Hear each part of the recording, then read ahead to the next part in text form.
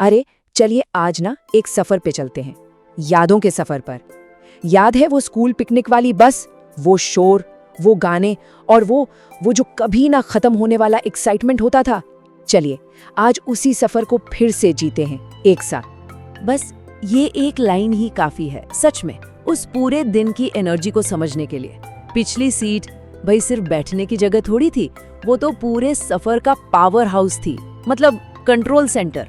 वहीं से गाने तय होते थे, मजाक शुरू होते थे और असल में पूरी बस का मूड सेट होता था। लेकिन देखिए, बस का सफर तो कहानी का बस एक हिस्सा था।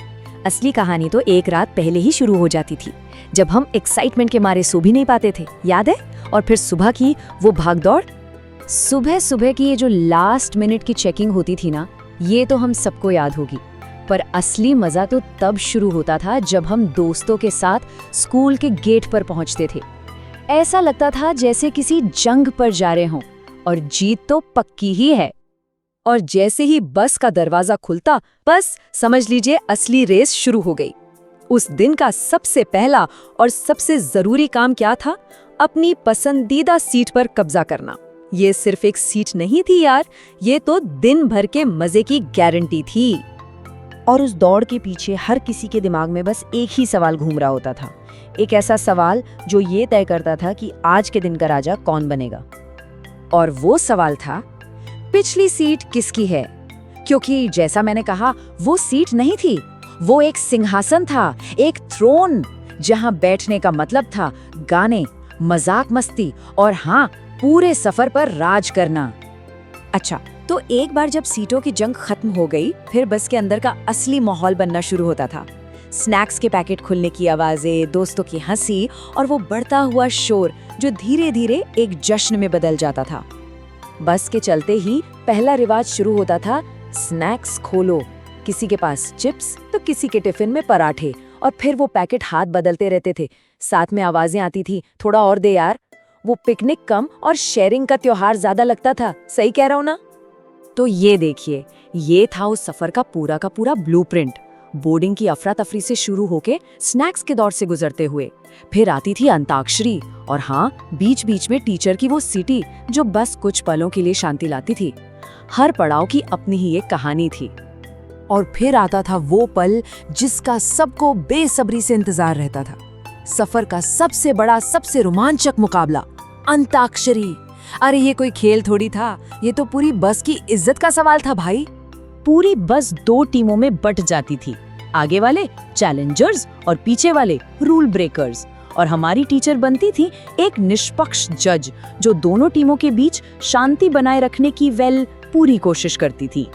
खेल का असली मजा तो तब आता था जब किसी मुश्किल अक्षर जैसे य से गाना गाने की चुनौती मिलती थी, और फिर पूरी टीम एक साथ एक ही सुर में चिल्लाती थी। वो एनर्जी ही कुछ और थी सच में। अब इस पूरे हंगामे के बीच एक इंसान था जो हमेशा एक कश्मकश में रहता था, हमारी टीचर, कि भाई डिसिप्लिन बनाए रखें या फिर हमारे इस जोश में शामिल हो जाएं। बीच बीच में टीचर की सीटी बजती थी और ये आवाज आती थी, कुछ सेकंड की शांति, लेकिन वो शांति होती थी तूफान से पहले वाली शांति। क्योंकि हमारा उत्साह किसी सीटी से रुकने वाला थोड़ी था। जवाब में अक्सर बम बम बोले जैसा कोई गाना शुरू हो जाता था, और थोड़ी देर बाद ना टीचर भी हमारे जोश के आगे हार मानकर मुस्कुरा ही देती थी। और फिर इसी धूम धड़ाके में हम अपनी मंजिल पर पहुंचते थे, जहां दिन का एक और बहुत जरूरी रिवाज हमारा इंतजार कर रहा होता था, वो यादगार ग्रुप फोटो का टाइम। हर कोई सबसे आगे दिखने की कोशिश में एक दूसरे को धक्का देता और जोर से चिल्लाता, चीज। वो तस्वीरें शायद आज थोड़ी धुंधली हो गई हों, पर उन पलों की यादें आज भी उतनी ही साफ और जिंदा हैं हमारे जहन में। दिन भर की मस्ती के बाद जो वापसी का सफर होता था ना, वो बिल्कुल अलग होता था। अब शोर की जगह एक मीठी सी खामोशी ने ले ली थी। ये थकावट नहीं थी, ये एक तरह का सुकून था। बस में सब थके हुए थे, लेकिन अंदर से खुश। कोई ऊँघ रहा था तो कोई खिड़की से बाहर ढलते सूरज को देख रहा था। और हाँ, हम सब के बैग में उस दिन की एक खास निशानी छिपी होती थी। जी हाँ, वो छोटा सा रिटर्न गिफ्ट वाला बैज, जो उस पूरे दिन की मस्ती का एक पक्का सबूत होता था। याद है कैसे हम उसे कई दिनों तक अपने स्कूल बैग पर बड़े गर्व से लगाए घूमते थे। वाकई वो दिन बहुत सीधे साधे थे, लेकिन उनकी यादें आज भी हमारे दिलों में सबसे ज्यादा शोर मचाती हैं। वो बस एक सफर नहीं था, वो हमारे बड़े होने का एक बहुत ही खूबसूरत हिस्सा था। अच्छा, जरा याद कीजिए, आपकी अंताक्षरी टीम का वो एक पक्का वाला गाना कौन सा था? मतलब वो ट्रम्प कार्ड सॉन्ग जो हर मुश्किल अक्षर का जवाब होता था और पूरी टीम को जीत दिलाता था। आखिर ये छोटी छोटी बातें ही तो हैं जो इन यादों को हमेशा के लिए इतना खास बनाती हैं।